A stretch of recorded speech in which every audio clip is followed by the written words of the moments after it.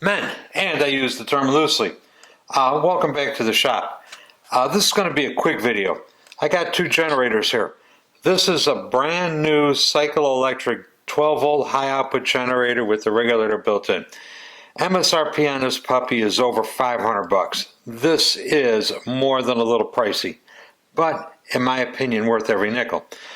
This is a radio old HD 61A, I think, removed from I don't know what. It's been laying around here a long time. Anyway, when you get these generators, they come without the deflector, they come without the slinger, and they come without the gear. This is a brand new gear purchased from V-Twin. Okay, here's the problem with it. And you knew, purchased from V-Twin, that there was going to be a problem with it, right? You were right. Here's the problem with it. These gears are supposed to be a press fit on the shaft. There's no press fit on this whatsoever. Loose as a fucking goose. Now the HD one, you know, I get a gear puller, I'll pull that off, and I'll be able to push it on here. Point being is, brand new V-Twin gear, unusable.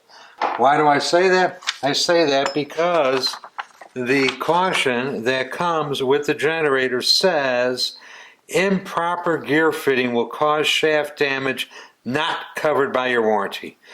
The gear should be a press fit on the armature shaft.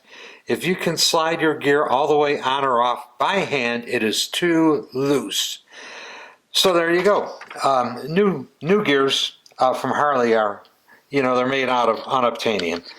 V-Twin sells a gear, which if you put it on here and install it, and you know this shit going on every time you know you accelerate and deaccelerate, it's going to fuck the shaft up. It has to fuck the shaft up. There's no amount of tightening you could do to the nut and the slinger and all that that's going to lock this on there. Anything you put on the shaft, like Loctite or whatever, is eventually going to just work its way out, and this is going to be like that. You have to have a pressed on gear. This is a Harley gear that I got off another generator I had laying around, and this will be a press fit when I get it on there. This is the way to go. So, you know, V-Twin has no problem selling you a generator, and then when the shaft gets fucked up, the manufacturer of the generator is not going to warrant it because V-Twin sold you a shitty ass fucking gear.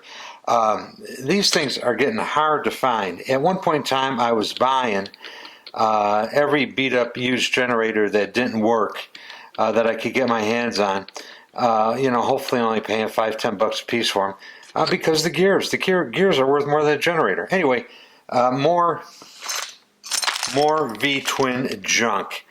Don't buy these gears and expect that they'll work. You know, I suppose in an emergency, you know, running it for a couple of weeks ain't gonna hurt anything. But junk, basically unusable, belongs in the trash. It should go right from their shelf right into the garbage can.